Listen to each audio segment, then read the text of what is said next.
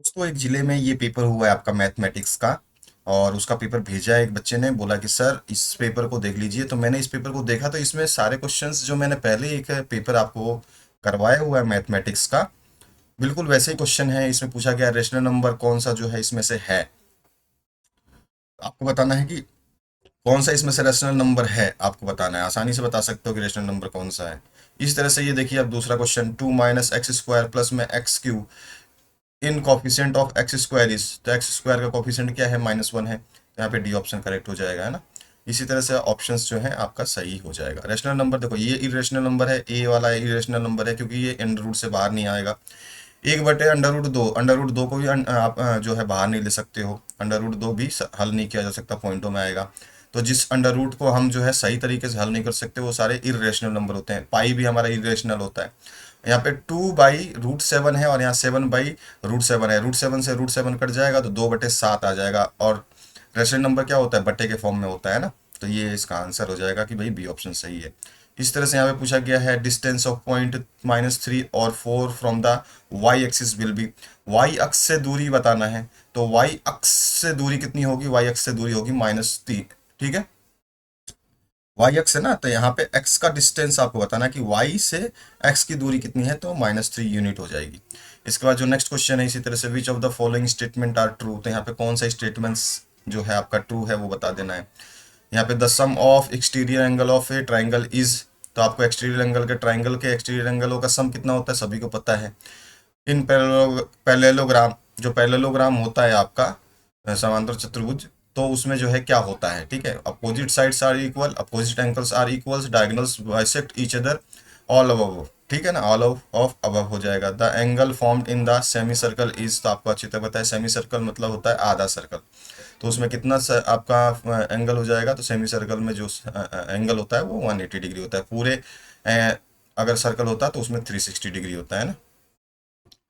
The sum of opposite angle in a cyclic quadrilateral, जो है आपको बताना है। साइक्लिक क्वाड्रेटरल आपने देख रखा है, जो साइक्लिक क्वाड्रेटरल क्या होता है, आपके एक सर्कल के अंदर जो है एक चतुर्भुज बना रहता है, उसकी बात कर रहा है। The formula of total surface area of a cone क्या होता है, इस तरह से बता देना है। If the diameter of sphere is 21 centimetre then the radius will be. अब डायमीटर दिया है स्फीयर का, स्फीयर मतलब होता है गोला। गोले का फॉर्मूला अगर आपको पता है तो आराम से जो है आर का मान रख के आप जो है निकाल देंगे। ये सारे पॉइंट्स मैंने करवा रखे हैं। Mid point of a class interval are called, mid point को क्या बोलते हैं, क्लास मार्क बोलते हैं, ठीक है ना। The lower limit of a class interval 20 40 will be, तो लोअर लिमिट इसमें कितनी है, 20 है, तो 20 इसका आंसर हो जाएगा। इसी तरह से इसके आंसर्स आपको लिखने थे। फिलअप्स के क्वेश्चंस कुछ इस तरह से आप पढ़ सकते हैं आराम से। पेपर साफ है तो इसमें कोई इशू नहीं है, क्लियर पेपर है आपका ये। यहाँ पे देखिए, ये भी आपका फिलअप्स के दो क्वेश्चन नीचे हैं यहाँ पर। फिर इसके बाद में बचे हुए क्वेश्चंस आपके सामने हैं। 9 क्वेश्चंस तो आप देख ही रहे हैं। और आ जाइए आगे, 9 के बाद में आप देखिए 15 तक क्वेश्चंस आप देख पा रहे हैं। फिर आगे 16 क्वेश्चन है, 17 नंबर क्वेश्चन है, 18वें में एक डायग्राम दिया गया है जो क्वेश्चन पूछा गया है, जिसमें आप देख सकते हैं। इसके बाद जो है आपका नेक्स्ट क्वेश्चन है 19वां, जिसमें भी डायग्राम है, ठीक है।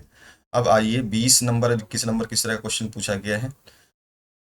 20, 21, 22, 23 ये सारे क्वेश्चंस आप देख सकते हैं, इस तरह का क्वेश्चन है। 24 नंबर फिर से आपका एक क्वेश्चन है। 26 तक यहाँ पे क्वेश्चंस आप दिखाई दे रहे हैं आपको स्क्रीन पे।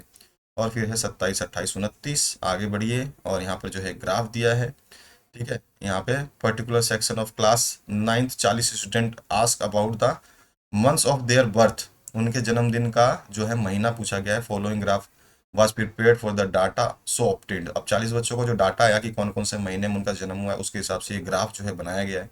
अब इस जनवरी में कितने बच्चे हुए हैं, तो यहाँ तक 3 तक है, ठीक है। इस तरह फरवरी में है 4 तक बच्चे हैं, यानी कि 4 बच्चे हैं जो फरवरी में जन्मे थे, और जनवरी में 3 बच्चे हैं।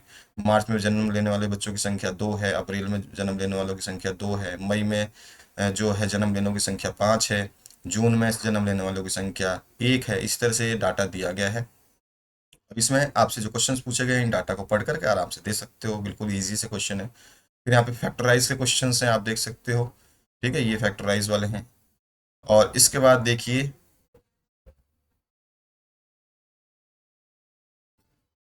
यहाँ पे 31, 32 और 33 नंबर जो क्वेश्चन है आपके सामने हैं। और इसके बाद ये 34 नंबर क्वेश्चन। आगे देख लीजिए, जो क्वेश्चंस मेरे को प्राप्त हुए हैं फटाफट मैं आपको दिखा रहा हूँ। 35 नंबर क्वेश्चन ये है, अगर इस तरह के क्वेश्चंस आपने सॉल्व नहीं किए तो सॉल्व करके जाना, एग्जाम में आपके जरूर पूछे जाएंगे। यहाँ पे 36 नंबर जो क्वेश्चन है आप देख सकते हैं, और अगेन जो है इस 36 नंबर क्वेश्चन से जो है आपसे बताया गया लाइफ टाइम है नंबर ऑफ लैंप्स है कि भाई 300 से 400 जो है आपके घंटे चलेंगे अगर कोई लैंप, तो वो 14 लैंप है। 400 से 500 जो चलेंगे वो 56 लैंप हैं। इस तरह से लैंपों की संख्या दे रखी है। प्रिपेयर करना आपको हिस्टोग्राम आपको स्कूल में बताया गया है कैसे करना है। वैसे ही मैंने जो वीडियोस बना रखे हैं उनमें अगर आप देख लेते हो, यहाँ पे और ऑप्शन भी है आपको, इसके हिसाब से भी आपके यहाँ क्वेश्चंस पूछे गए हैं। तो इस तरह का ये क्वेश्चन पेपर है जो आप प्रिपेयर कर सकते हैं आपके एग्जाम में। इसमें से बहुत सारे क्वेश्चंस पूछे जा सकते हैं। बाकी और जो सब्जेक्ट हैं जैसे साइंस का, सोशल साइंस का, ये सारे सभी विषय हमने डाल दिया, संस्कृत का भी डाल दिया है, तो उनको आप चेक कर सकते हैं। सभी विषय उपलब्ध है, उन सभी को देख लीजिएगा, आपका फायदा ही होगा उससे, क्योंकि आपके अलग अलग जिलों में बहुत सारे पेपर होते हैं और वहाँ से क्वेश्चंस आपके जिले में भी आते हैं। Thank you very much, have a good day.